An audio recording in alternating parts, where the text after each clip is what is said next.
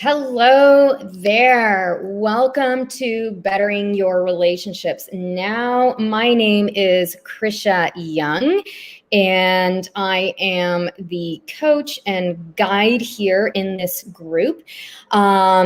Every Wednesday, I go live in my Facebook group, Bettering Your Relationships Now, and I am speaking to the real issues that women face with regards to self-love, worthiness, and relationship issues. It is a big passion of mine to help women really create a delicious life for themselves. And in fact, one of my very early programs that I had years ago was actually called the Delicious Life Movement. I've moved on from that level of branding, but the philosophy stands behind it.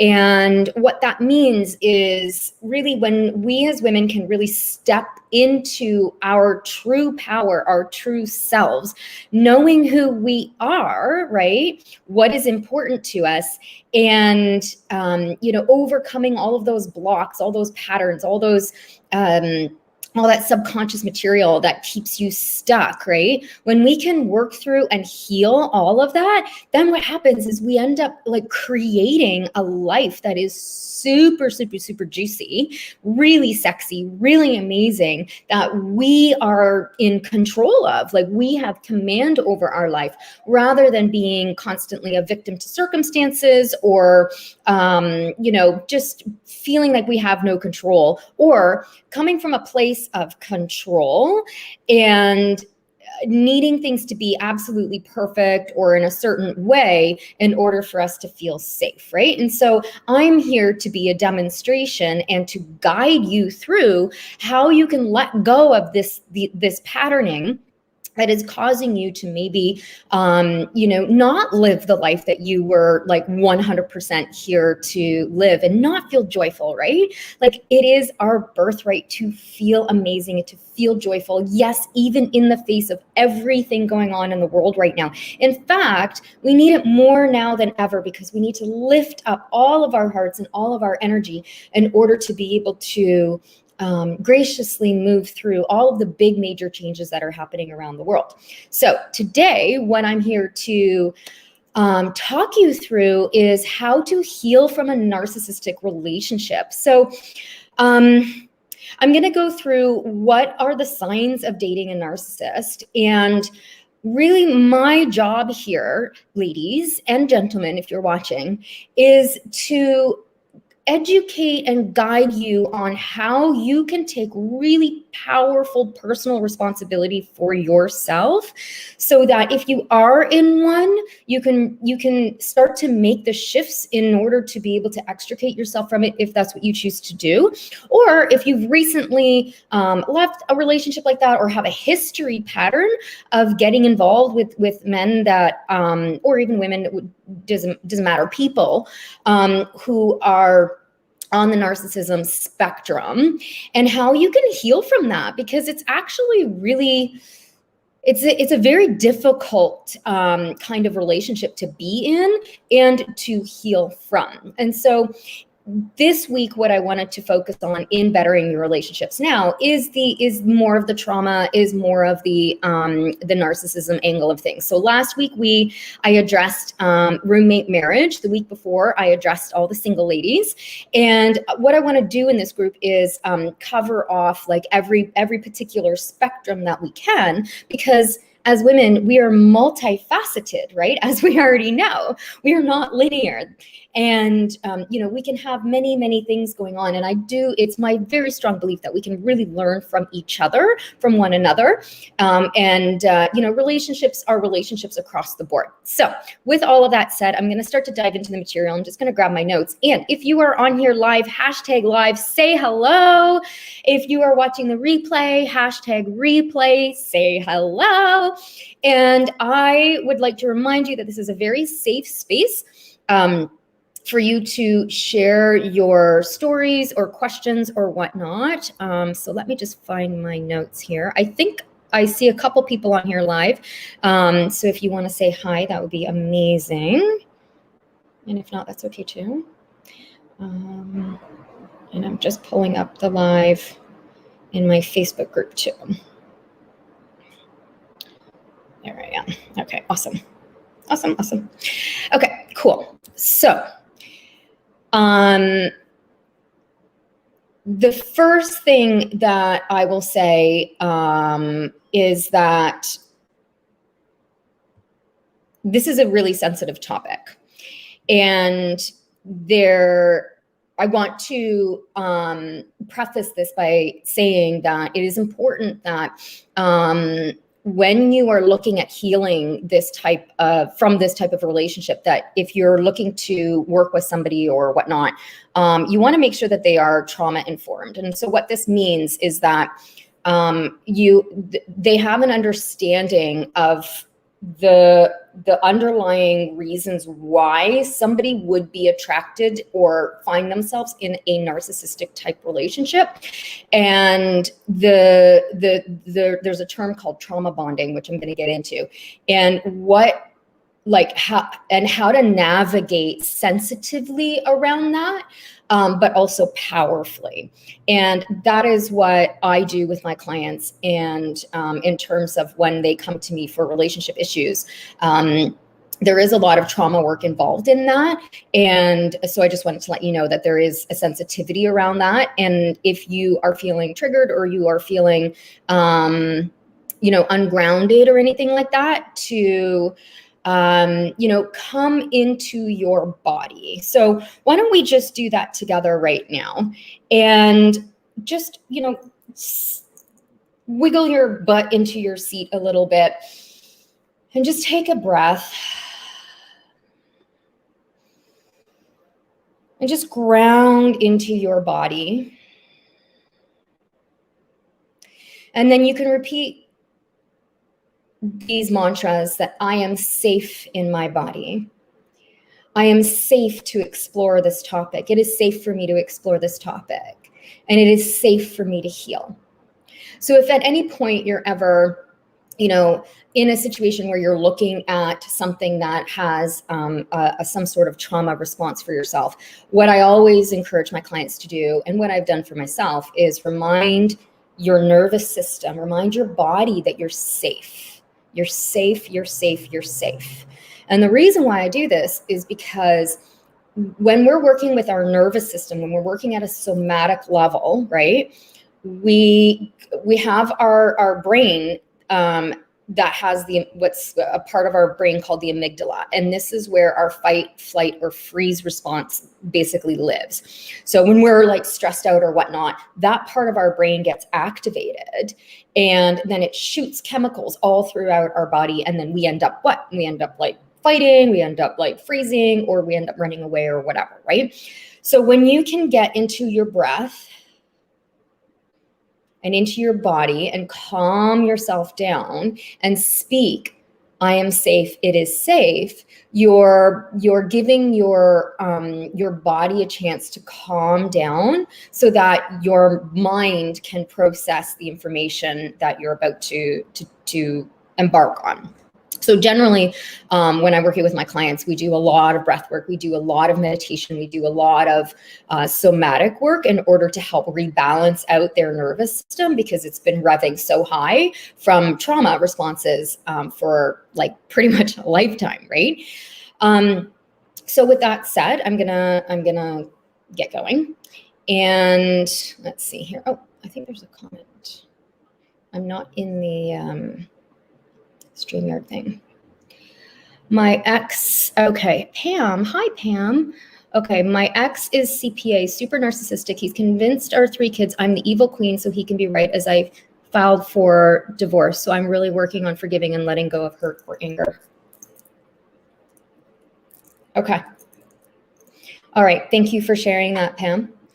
Okay, so I'll address that in a little bit. I just want to get through some of this material here for anybody who might not know how to recognize the signs.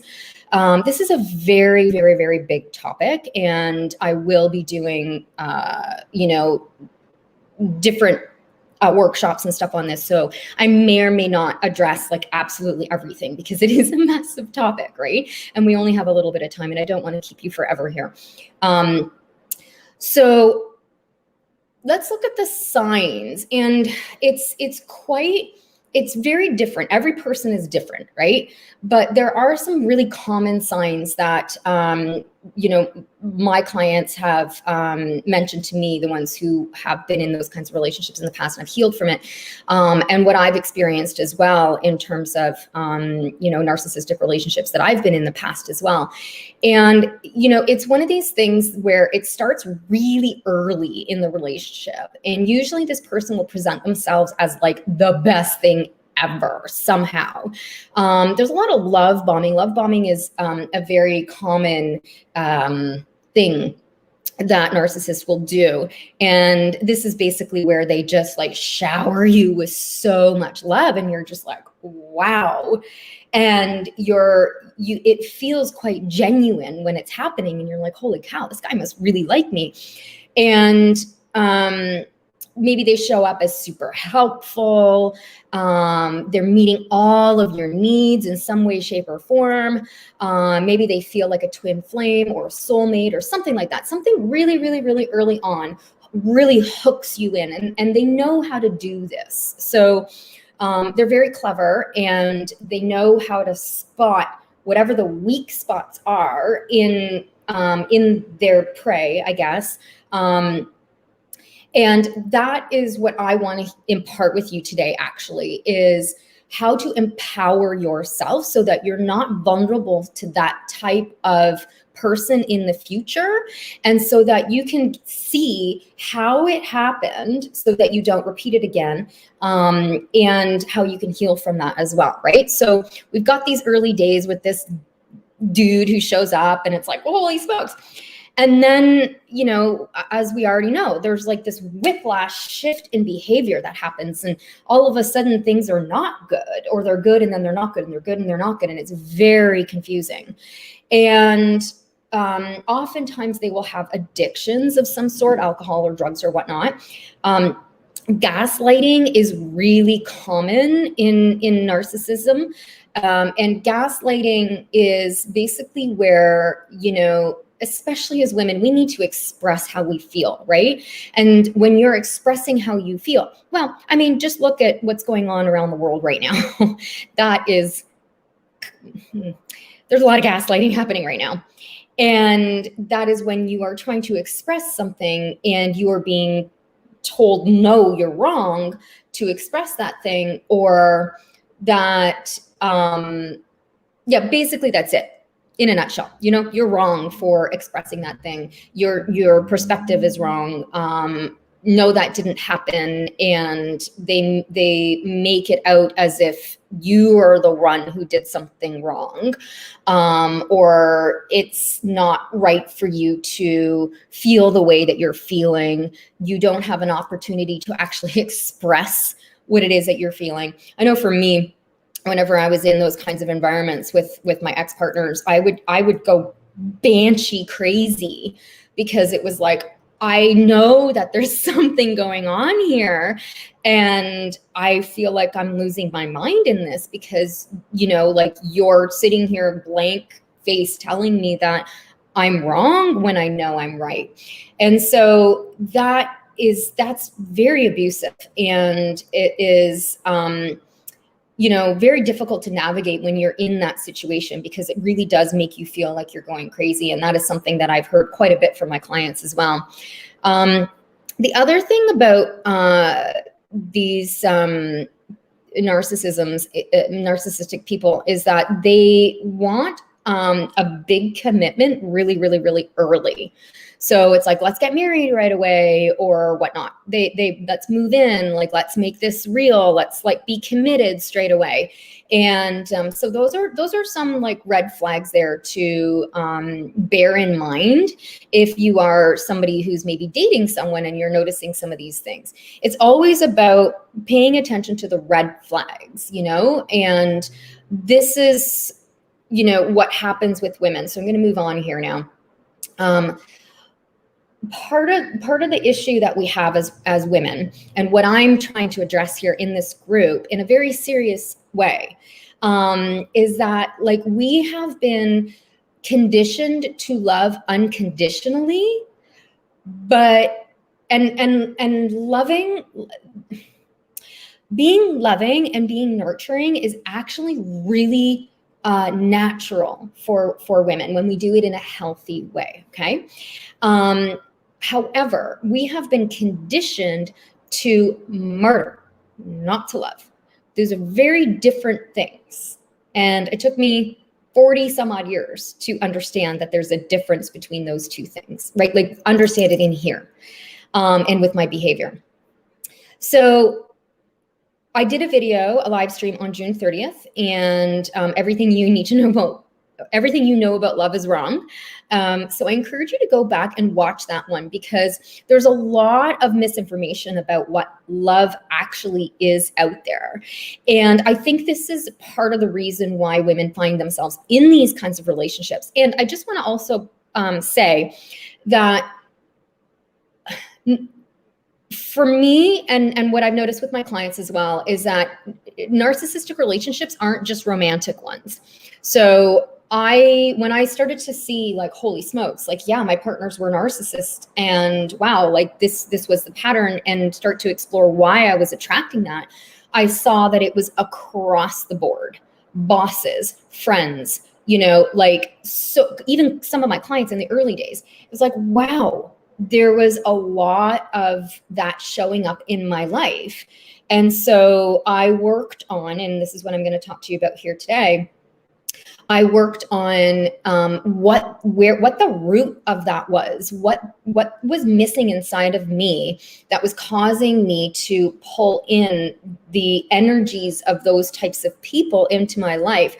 What were they giving me that I was feeling that I was missing from myself? And you'll hear me talk a lot about personal responsibility and taking on our own level of self-awareness, because that is how we develop safety as women, right? That's how we develop safety while having an open heart.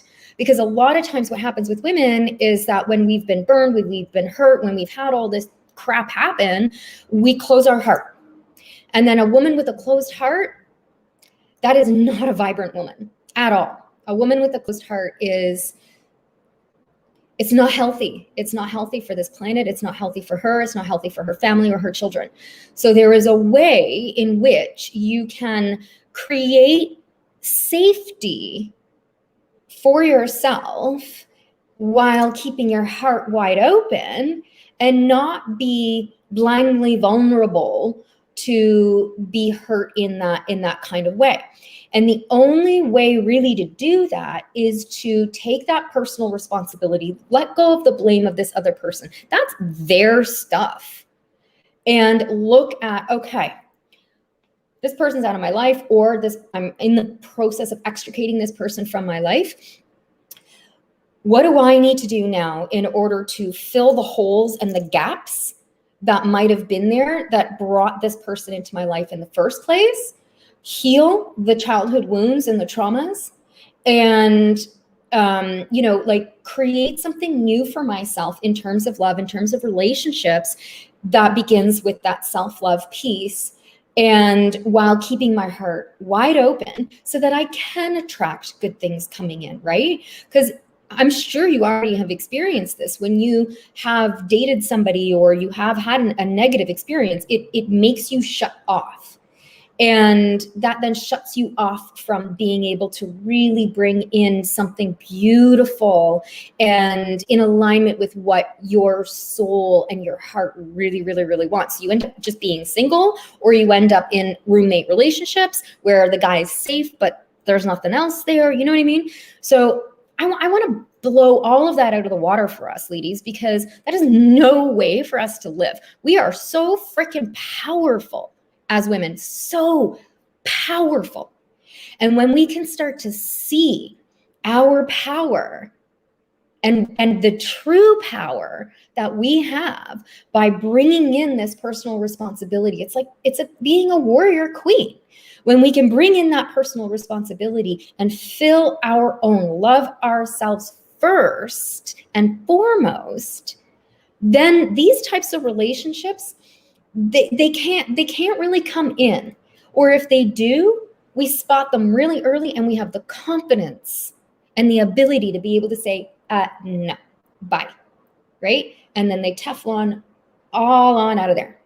And I am living proof of this, as I'm single right now and I'm dating. I mean, all sorts of guys are showing up in my life. And, I'm like, wow, early, like first text message, first date, I am seeing what I need to see. And I'm not going any further with these people because I can see what is not in alignment, whether it's a belief system. I mean, all these guys aren't showing up like abusive or narcissistic or anything, but it's just, there's a misalignment somewhere, and I'm seeing that. And a previous version of myself would have been like, well, he's okay here and he's okay here, so I'll give him a chance. And there's potential here and there's this here. And it's like, no, no.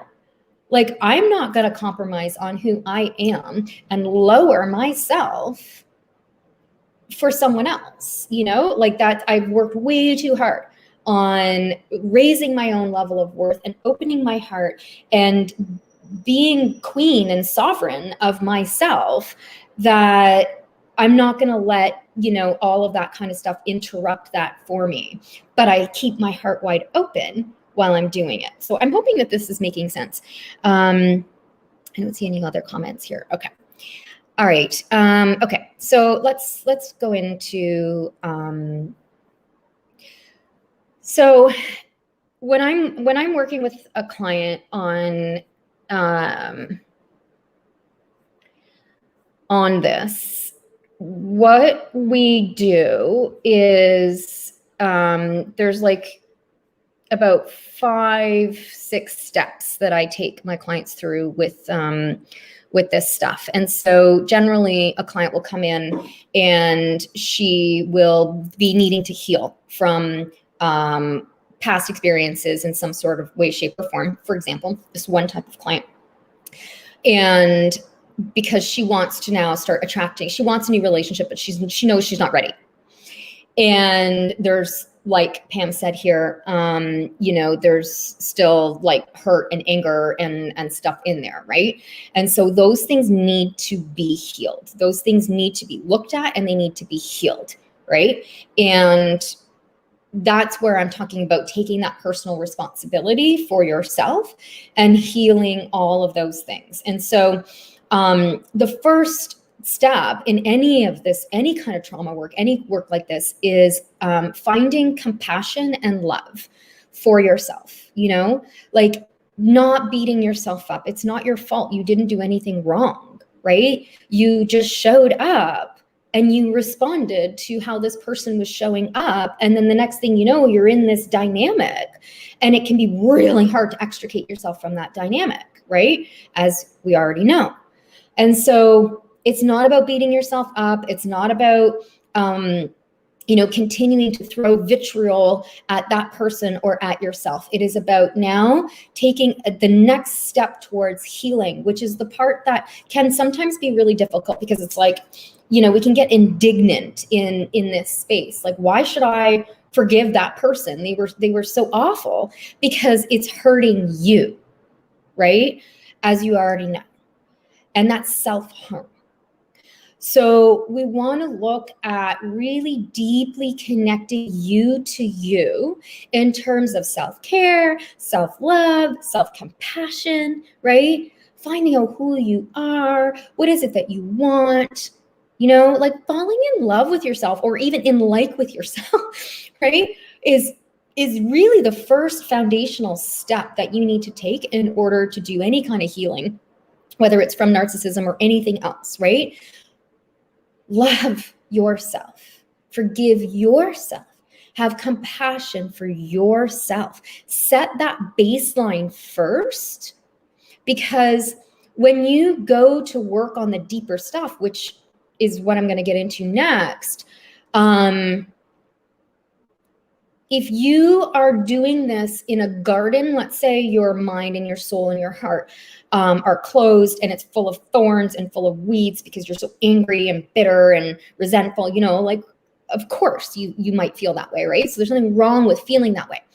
However, if you go into the deep dark parts of your psyche, your shadow material, which is what the work that I do with people, because that's where all your blocks live, right? And if you're doing it from a space of feeling all of that vitriol towards yourself and towards the other person, it's going to be a really difficult to be able to do that deeper work. So I never go into the deep, dark spelunking, as I call it, with my clients, unless we have established a very stable level of self-love, first and foremost. Okay, so that would be level one, the first step. The second step to healing this, and again, I'm just going to say that this is my process that I have perfected over the years. I've been coaching women for over a decade now, and I've healed my own. I've invested hundreds and hundreds of thousands of dollars in trainings and in coaching of myself, in therapy programs, and all sorts of stuff in order to be able to help people walk through these things themselves. And so this is my process that I'm speaking to you about based on my experience. The second part is in a safe container. So the self-love, worthiness stuff you can kind of start to do on your own, right? Like you don't really need a guide or a mentor for that, although it is super helpful, because what we do for you is create the structure and the accountability for that, right? So like for example, in Feminine Rising, one of the group program that I do, we work on establishing a baseline of like morning routines or whenever in the day routine of self-care and self-love. And there's an accountability piece to that so that it becomes a priority and not something that falls off the radar as soon as like life gets in the way, right? But that's something that if you have enough self-discipline, you can do that on your own. Now, the next level is something that I would really recommend you do with someone, because now you're starting to get into the psyche. You're starting to get into the blind spots. And our subconscious mind is so clever. As you already know, this is where we have our sneaky sabotages, right? It wants to hide, because it doesn't, the way this works is that we have this internal safety mechanism, right? It's this part of our psyche that wants to keep us safe, and it is all tied to childhood trauma. And it's survival-based thinking and being, right? And so when we're trying to go in there and look at it ourselves, it's almost impossible to see it, because it's very slippery. It's like, it like scatters away and hides, right? But when you have a mentor who's trained in how to see this stuff, then you bring it to the surface and you see it for what it is. And then that immediately enables you to be able to work on the correct thing, see it for what it is, heal it, and move past it, okay? So we look deeply in level 2 at what state of mind and emotion you were in when you met this person. And this is really important, because for my clients who were in these narcissistic type relationships, they were doing well in a lot of areas of their lives. They were feeling great and maybe doing well in a career, or they had overcome a whole bunch of stuff, maybe done some therapy, worked on some things or whatever, healed a whole bunch of stuff and feeling really good. And then this person entered their life, and then the manipulation started to happen. And the next thing you know, they were in this relationship. But what has been discovered with every single one of my clients is that there was a very big missing piece there that they weren't aware of at the time. And that was why they were hiring me, because that part was still not healed. And it was that very part that this person saw and took advantage of and manipulated them around, and then drew them into that web of whatever you want to call it.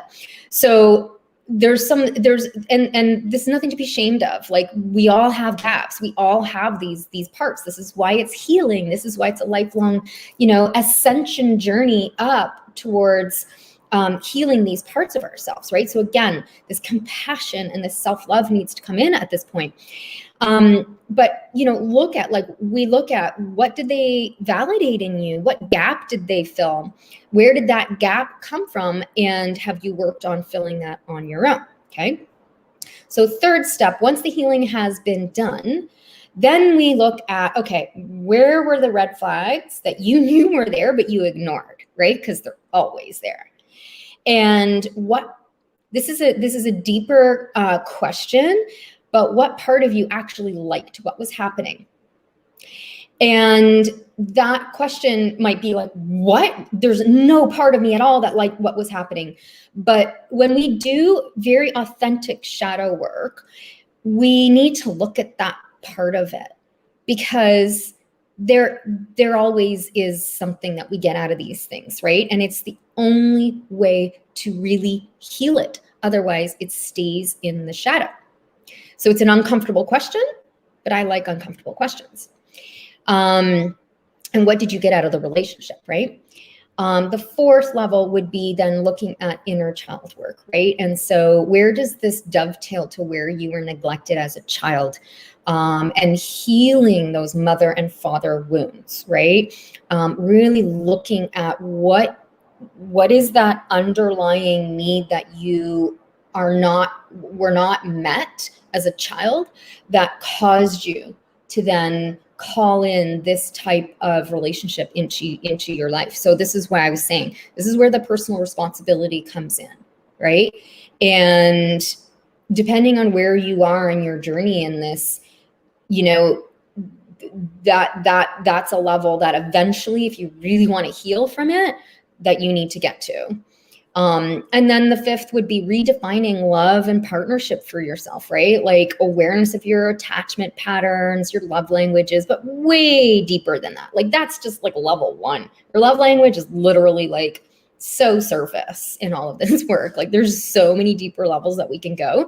And looking at like, what is it that you actually want out of a relationship? Most women do not have this defined at all.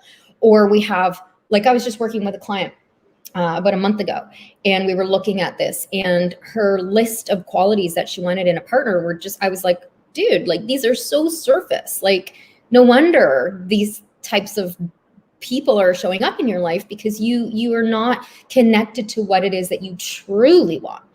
So we got like deeper and deeper and deeper, and I asked her very specific questions about what is it that she wants. And she surprised herself. She was like, oh, I didn't even think to ask for that. I'm like, yes, you have to ask for these things, because this is a partner. This is somebody who's going to be in your life. And we don't even think to ask that stuff. And especially if you come from like a trauma or whatnot, you know, any level of presumably safety is going to be attractive. Right. And that was what was true for me in this, as a serial monogamist. I just like, oh, he's a better guy than the last guy. Yikes.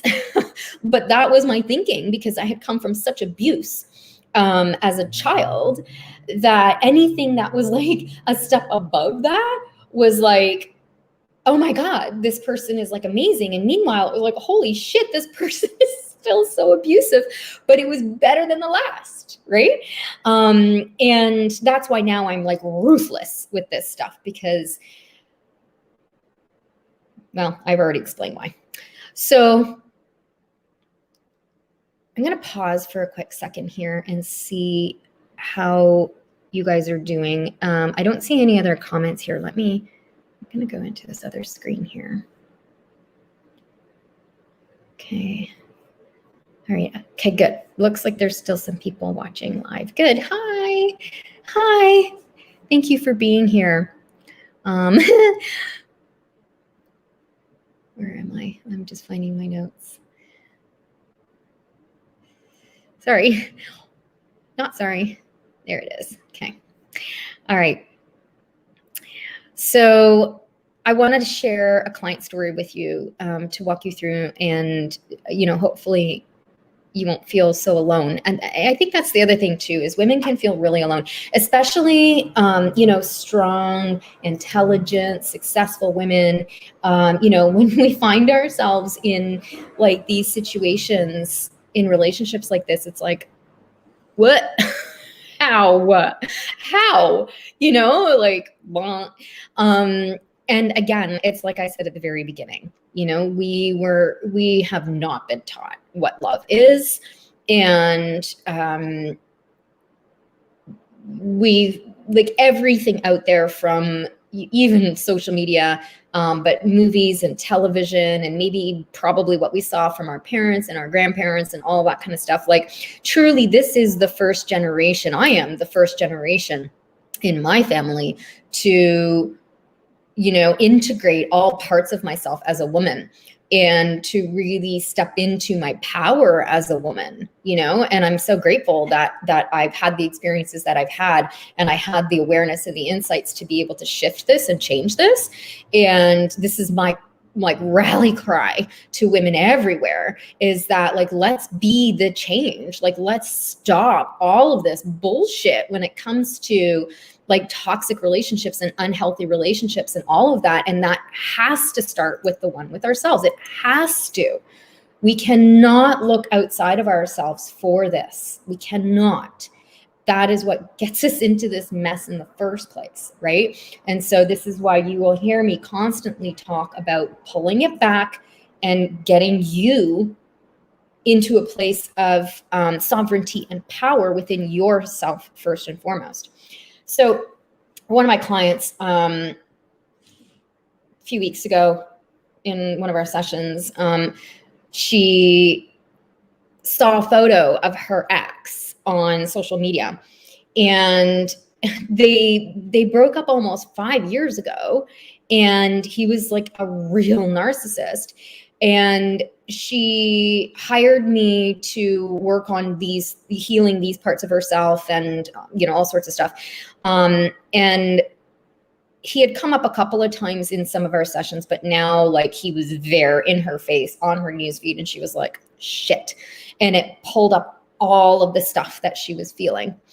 And so I've got my notes here from that particular session. And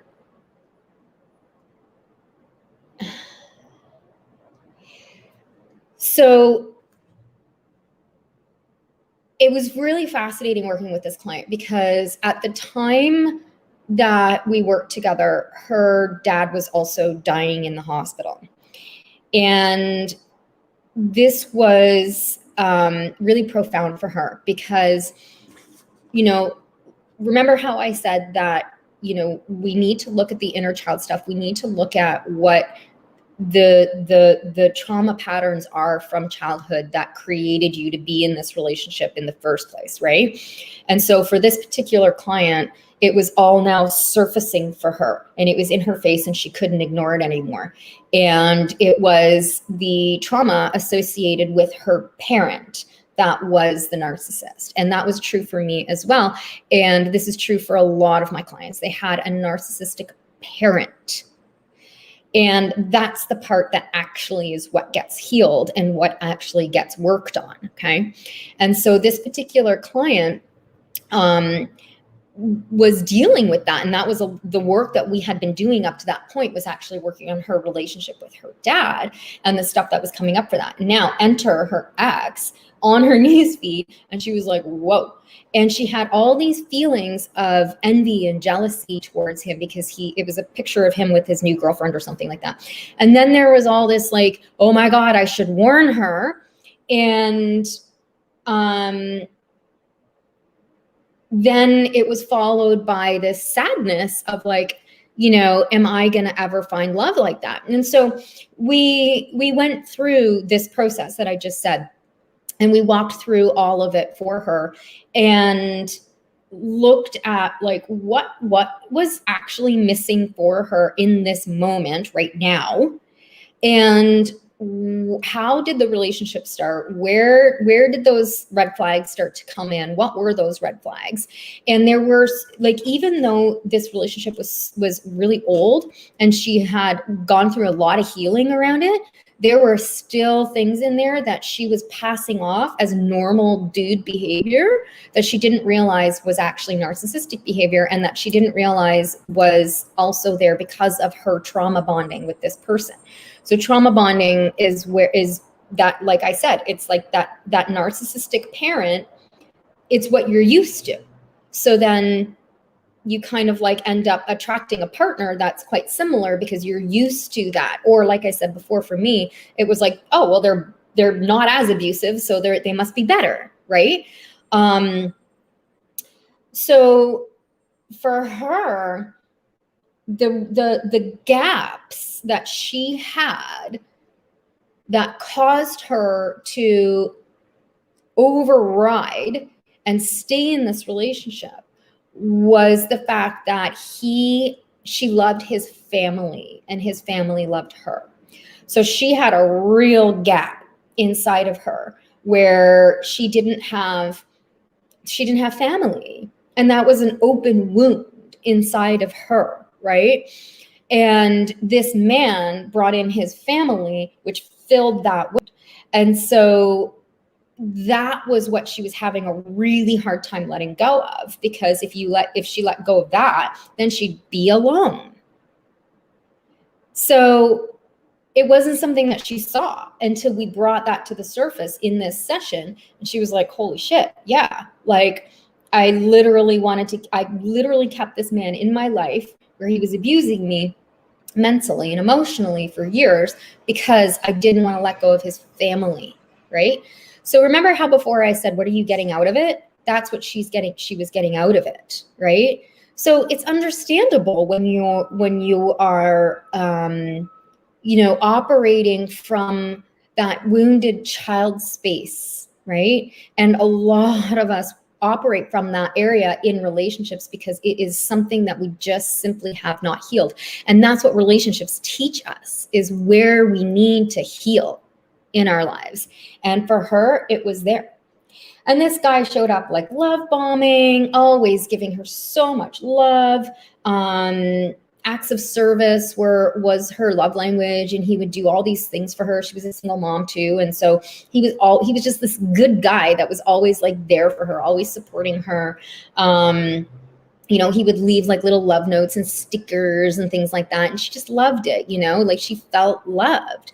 But he was an alcoholic, and he would call her really bad names and, like gaslight her and all these kinds of things. And when we talked about the red flags, she said, like, he was marrying me like right out the gate.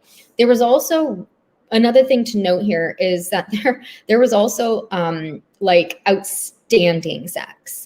So this could also be a sign to look out for, even though like I'm such an advocate for amazing sex, of course.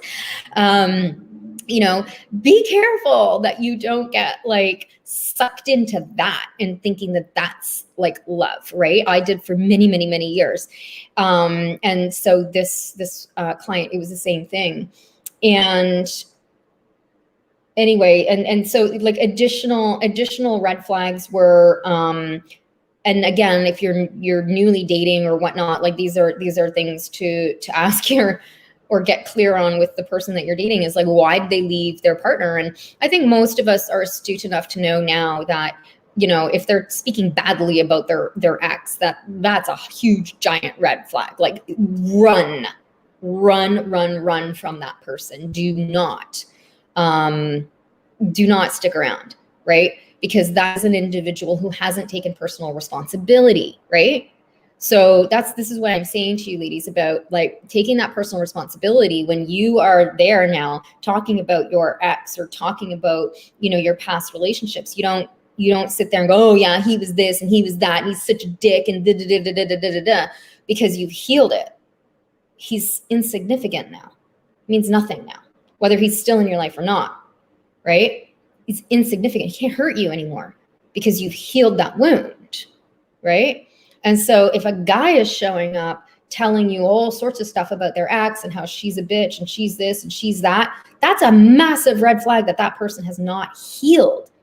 And then that means that they're going to bring their garbage into the next relationship, right? And so it's the same for us. If we have not healed and we're bringing that baggage into our next relationship, we are only going to see through the lens of that wounding and that hurting. And, you know, like just bring all of that into the new relationship rather than it being like us being healed from that and seeing the next person that shows up as they are rather than as the projection that we have on them, right? Let's see. Yeah, so she was saying like pre-relationship, she was off her medication. She'd worked really hard on herself. She felt really good. She was disciplined. She was meditating. And she wrote out everything that she wanted in a man and she manifested him. But like I said, in that other step, right? Then step 5, what she didn't do, she only went on the surface of what she thought she wanted in a man or in a relationship. And she didn't get into the really deep granular things about what she actually needed and wanted in a relationship because she didn't have that level of self-awareness. And that's what we were working on together, is getting that for her so that now she can enter into a new relationship from a secure and healthy way, completely aware of what her patterns are and what like flags to look out for based on her specific level of programming, because everybody's going to have different red flags. You know, to something that's triggering to me will not be triggering to you because we have very different perspectives on things, right? And so it's really important to find out what those triggers are for yourself so that you can work and heal on those particular things. Okay. So as you can tell, this is a very big topic. And I've covered quite a bit in here. So this might be something that you'll need to watch again. And I would love to hear from you. If you have any questions or if you are curious about, you know, where your gaps might be or whatnot, I invite you to send me a DM and we can have a conversation. I also have options for us to work together, obviously, as your coach and as a guide to walk you through those 5 steps that I talked about. And you can either work with me one-on-one in my private coaching container, or we can look at Feminine Rising, which is my 8-week group program. And one of my clients who was in Feminine Rising, I actually posted her podcast episode yesterday. She discovered that she was in a narcissistic relationship, increased her self-worthiness, and left him within those 8 weeks. It was incredible to watch.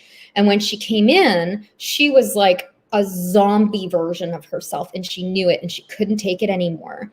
She knew she was better than that, but couldn't get there because he had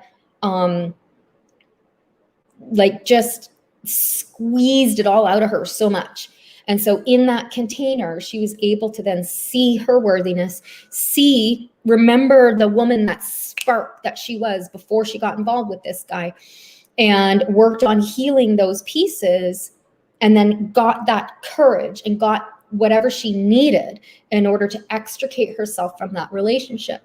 And now her healing continues, right? So it's a very powerful container for healing and for being able to look at whatever it is that got you into attracting relationships like that, and to create the new, because that's what we want, right? It's not all doom and gloom. It's not all in the dark. Like it's why my podcast is The Dirt and the Divine, right? Because there is so much divinity on the other side of this. There's so much joy. There's so much happiness. There's so much love and expansion, and like such a deep connection to ourselves and to our hearts that it's unfathomable. I can't say that word. And that's what I want to impart you with, is that wherever you are right now, whatever level you are on this particular journey, wherever you're feeling about it all, just know that on the other side is truly a level of happiness that is consistent all the time, every day, not something that anybody else can take away, because it is yours and you know how it feels in your body, and you have finally owned it for yourself. And when it's that sovereign power that I was talking about before. And when you can get to that place within yourself, just think about it. Think about the kind of things that you are denying yourself, or you feel that you can't have right now. Imagine all of that goes away. And now you're feeling amazing, truly amazing, not fake it till you make it amazing, not fake confidence or fake love or anything like that, like true, solid love for yourself. Imagine that, what you can do for yourself in this lifetime, and how you can help the people and support the people in your life, especially if you've got kids. Imagine that, right? Imagine what it would feel like right now to be healed from this and not have this freaking burden like there and make you feel bad about yourself. Heal it, move on, and then allow yourself to step into your purpose and why you're here, and to really call in healthy relationships for yourself, and truly know what love actually is, because you have it for yourself. And then anything that comes in across your radar that is not at that level will just easily float off. You will never find yourself in a pattern of dealing with something like this ever again, because you will immediately recognize it for what it is. And it won't stick. It can't stick, right? And then from there, we get to call in, a healthy partnership, healthy love. So thank you for joining this live stream. And I would really love to hear from you, what you got out of this, if there were any gaps, if you have any questions, and of course, if you want to work with me on helping you heal this and, shift the narrative for women across the board, I would love to assist you in that. All right. Thank you very much, ladies, and any gentlemen that might be watching. I appreciate you being here. Next week, we are going to be focusing on self-love. And then, as I said, the week after that, it'll be the single ladies, and then the married ladies, and then we'll talk trauma and narcissism again, and then self-love, and that will be our cycle. So be sure to tune in every week. Share with your friends if you have anybody that you think could really use this level of support. Invite them into this group. Let me know that you've invited them in, so that I can welcome them and say hello.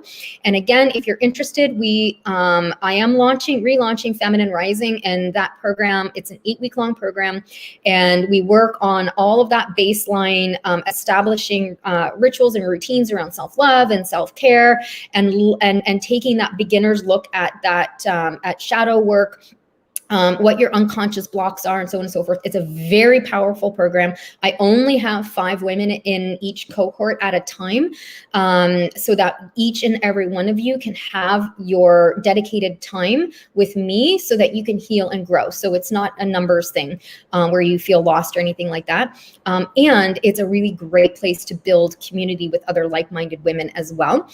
If one-on-one coaching is more your style, then let me know if that is something that you would like as well, and we can have a conversation about that and go deeper into helping you really heal this stuff.